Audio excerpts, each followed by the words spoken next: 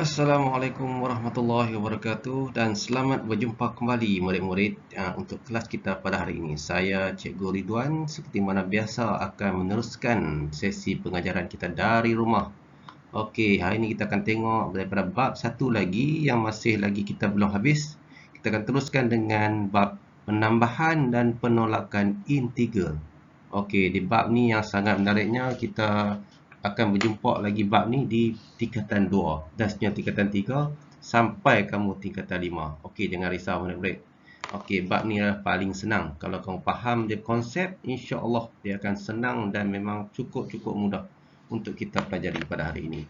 Okey, kita tengok seterusnya untuk slide seterusnya iaitu okey, baiklah murid-murid. Okey, kita akan teruskan dengan 1.2 iaitu operasi asas aritmetik yang melibatkan integer. Okey, di sini bab ni kita akan tengok macam biasa kita akan tengok menambah dan menolak integer menggunakan garis nombor. Okey, garis nombor ni kamu dah pelajari di bab sebelum ni. Dan juga atau kaedah-kaedah yang lain yang sesuai lah untuk kita gunakan menolak dan menambah integer ni. Okey, seterusnya membuat generalisasi tentang penambahan dan penolakan integer. Okey, kita tengok yang pertama. Bagaimana anda menambah dan menolak integer? Okey, topik yang ni pula. Kita tengok yang pertama A. Kita nak tambah integer. Okey, nak tambah ni dia kata di sini kita tengok di sini kalau dia kata nak tambah. Okey, untuk penambahan di sini kita akan tengok integer positif diwakili pergerakan ke sebelah kanan. Okey, ke sebelah kanan. Okey, dan seterusnya integer negatif pula diwakili pergerakan ke sebelah kiri. Okey, benda ni kita dah pelajari di bab sebelum ni ya. Di bab sebelum ni di mana garis nombor apabila nombor positif, okey dia sentiasa akan bergerak ke kanan untuk menambahkan nilai dia menjadi semakin lebih besar. Dan kalau sebelah kiri dia akan berkurang dan maka dia akan menjadi semakin kecil lah. Dari segi itu kita boleh nampak dah. Iaitu bagaimana pergerakan untuk positif dan nombor negatif bagi integer positif. Okey, seterusnya. Dia punya kesimpulan di sini dia bagi dalam buku teks juga kamu boleh tengok. Okey, penambahan integer tu dia macam biasa dia akan bergerak yang warna biru tu lah. Yang warna biru tu dia bergerak ke kanan dan juga yang warna merah tu dia akan bergerak ke kiri. Okey, kita tengok lagi contoh yang B pula. Penolakan integer positif diwakili pergerakan ke sebelah kiri. Ni dia terbalik lah. Dia terbalik daripada yang asal tadi. Yang tadi dia positif diwakili pergerakan ke sebelah kanan. Okey, yang ni pula integer positif diwakili pergerakan ke sebelah kiri. Okey, seterusnya integer negatif pula diwakili pergerakan ke sebelah kanan. Okey, nampak macam kalau kita tengok apa ni? Macam pelik ni. Sat kanan, sat kiri, sat kanan, sat kiri. Okey, tak apa, jangan risau. Kita tengok lagi. Dia punya gambar rajah yang dia bagi kesimpulan tu. Penolakan dia, pergerakan dia, integer dia akan pergi warna merah tu akan ke kiri dan juga penolakan dia akan pergi ke kanan. Okey, iaitu penolakan integer negatif. Okey, jangan risau, kita teruskan lagi. InsyaAllah dia akan mudah. Semua di sini akan nampak dari segi ayat-ayat memang kita akan nampak macam sedikit macam susah lah, tapi senangnya ni. Okey, kita tengok contoh nombor 5 yang kemudian dalam buku teks.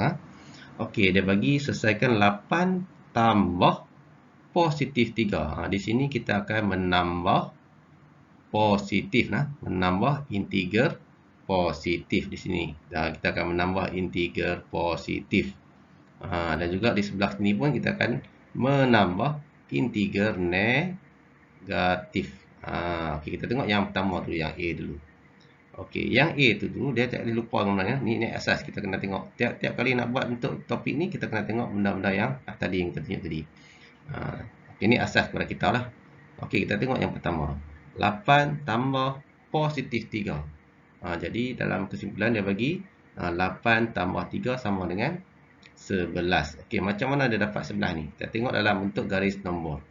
Garis nombor dia bermula daripada nombor 8 ni. Nombor 8, saya bagi nombor merah sikit. Okey, nombor 8 ni dia asal-asal kedudukan asal. Kedudukan asal. Okey, kedudukan asal dia nombor 8. Dia tambah. Maksud dia tambah ni. Okey, penambahan integer positif kita tengok sini. Yang asal tu Penambahan integer positif dia bergerak ke kanan. Berapa kali bergantung kepada nilai positif yang ada dalam kurungan ni. Okey, di sini nilai positif yang ada dalam kurungan ni adalah positif 3. Okey, jadi dia bergerak sebanyak 3 kali lah. Okey, yang pertama, kedua dan ketiga. Okey, dia 3 dia berhenti dekat nombor 11 lah. 8, 9, 10 dan 11. Jadi jawapannya adalah 11. Okey, seterusnya.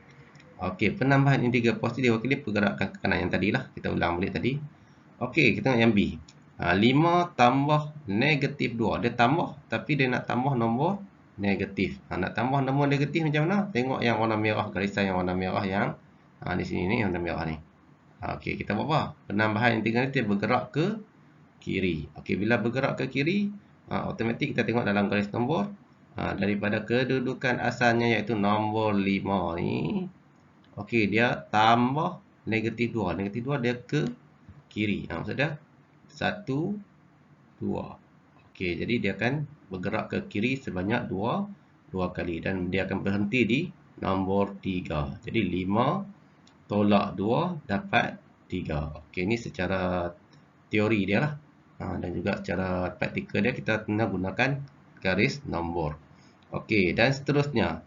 Yang ni kesimpulan dia untuk ni untuk penambahan integer positif dan negatif. Ni kita nak tambah. Okey, Okey, murid-murid, kita tengok contoh yang seterusnya ni ya. Contoh daripada contoh 5 ni juga. Okey, kita tengok yang C dan D. Okey, tadi yang A tadi kita tambah lah. Yang untuk yang ni kita akan tolak pula integer positif dan juga integer negatif. Okey, tadi kita tengok yang ni lah. Okey, ni kita tengok yang ni penolakan. Okey, penolakan integer positif dan penolakan integer negatif. Okey, yang soalan yang C ni pula kita akan tolak yang positif dulu. Bila tolak positif, ambil poin yang di atas ni lah. Kita tolak integer positif, dia akan ke mana? Ke kiri. Bila ke kiri, kita tengok lagi ke kiri macam mana dalam bentuk timeline dia. Okey, di sini kita tengok lah. Okey, kita tengok. Okey, dia bermula daripada 2. Okey, 2 ni. Okey, dia bergerak sebanyak berapa unit?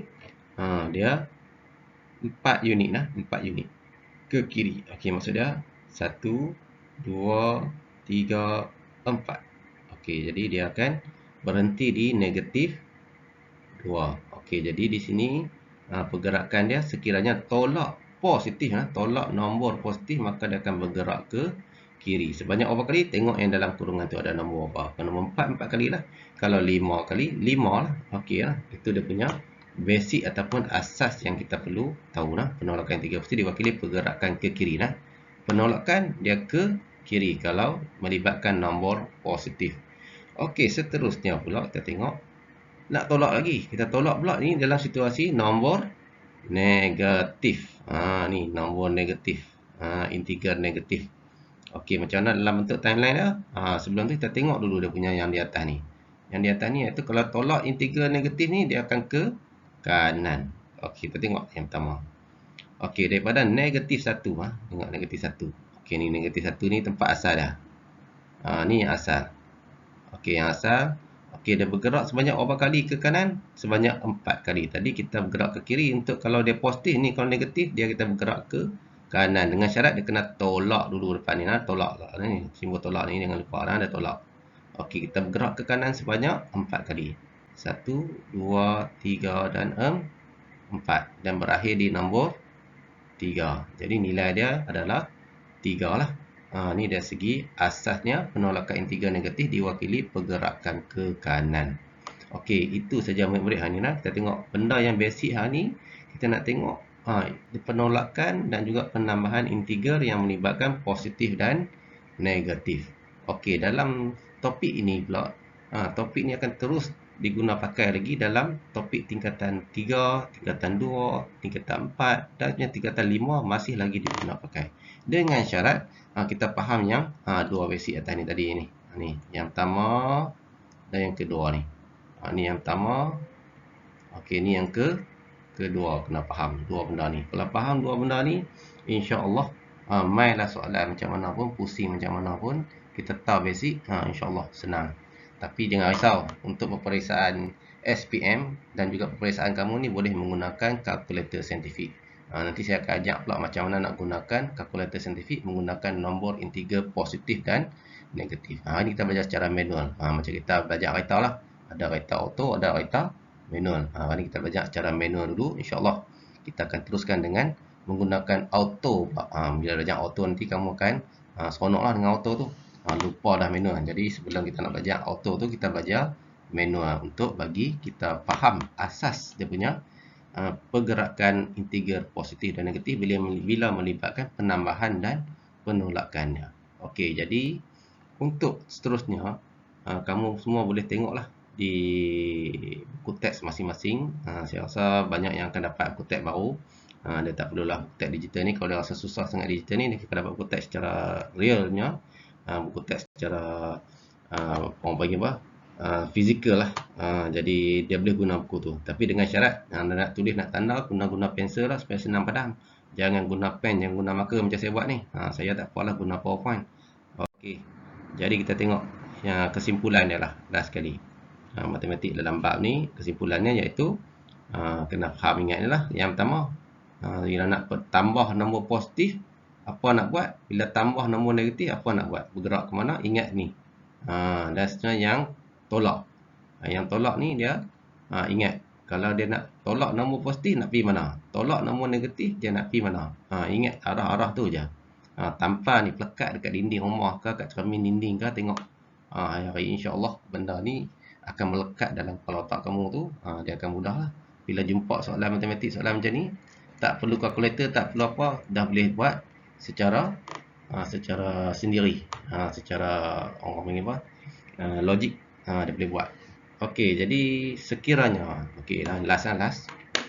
Sekiranya masih lagi tidak faham dan juga perlukan maklumat tambahan, okey, saya dengan berbesar hati menjemput kamulah, PM saya.